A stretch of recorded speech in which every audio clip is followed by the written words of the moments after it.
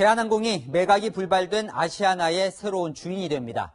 겉으로만 보면 여객 수송 인원 세계 19위와 36위가 합쳐져 세계 10위 초대형 국적 항공사가 탄생하는 거죠. 하지만 그리 간단한 문제는 아닙니다. 코로나19로 치명타를 입은 대한항공은 이미 부채가 23조 원에 달합니다. 아시아나를 인수할 돈이 없다 보니 이 산업은행이 8천억 원을 투입하기로 했습니다. 우리 세금이 들어가는 거죠. 국가 경제를 담보로 한 고육지책 성격도 강한데요. 먼저 박지혜 기자가 오늘 발표 내용을 정리했습니다. 대한항공을 보유한 한진그룹이 아시아나 항공을 인수하기로 결정했습니다. 많은 고민과 부담이 있었지만 수송으로 국가에 기여한다는 한진그룹의 창업 이념을 충실히 수행하는 것이 시대적 사명이라고 생각했습니다. 두 회사 통합을 위해 산업은행은 정책자금 8천억 원을 투입하기로 했습니다.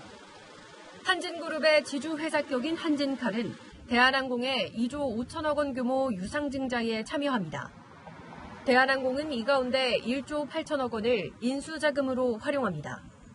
국내 1위 대한항공이 2위 아시아나 항공을 인수하게 되면 매출은 19조 원, 자산은 40조 원에 달하는 세계 10위권 항공사로 몸집을 불리게 됩니다.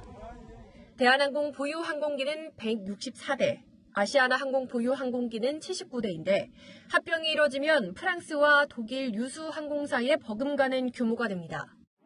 대한항공이 보유한 진에어와 아시아나의 자회사인 에어서울, 에어부산 등 저비용 항공사도 단계적으로 통합할 계획입니다. 지역공항을 기반으로 새롭게 영업구도를 재편하기 위해서입니다.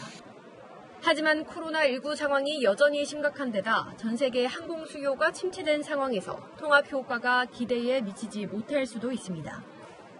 회생이 어려운 회사를 살리기 위해 정부가 혈세를 추가로 투입한다는 것은 논란이 될 전망입니다. 채널A 뉴스 박지혜입니다.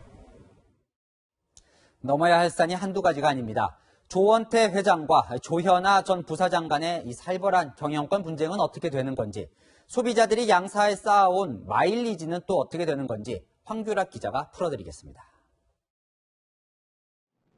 대한항공과 아시아나 두 대형 항공사의 국내선 점유율은 23%와 19%로 여기에 진에어나 에어부산 등 계열 저비용 항공사의 점유율을 더하면 67%에 육박합니다. 양사가 한 지붕 아래 놓이면 독점 문제로 인해 국내는 물론 해외에서도 기업 결합 심사를 받아야 합니다. 운임 가격도 인상될 수 있습니다. 미주나 유럽권 이런 실효 경쟁을 줄이기 위해서 가격이 올리는 게 아니고 사실은 정가대로 원위치시키려는 노력을 할 겁니다. 양사의 마일리지도 통합될 수 있지만 이 경우 아시아나가 속해 있는 항공 동맹인 스타 얼라이언스의 마일리지 제휴는 사라질 수 있습니다. 또한 중복 노선을 정리하는 과정에서 구조 조정이 있을 수 있다는 우려도 나옵니다. 추산되는 중복 인력은 800여 명 정도. 정부는 신규 노선을 개척해 고용 안정을 지키겠다는 방침입니다.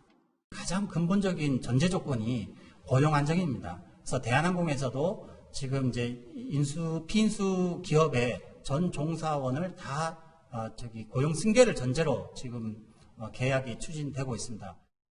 경영권을 두고 조원태 회장과 다툼을 벌이고 있는 조현아 전 부사장이 속한 삼자연합의 반대도 넘어야 할 산입니다.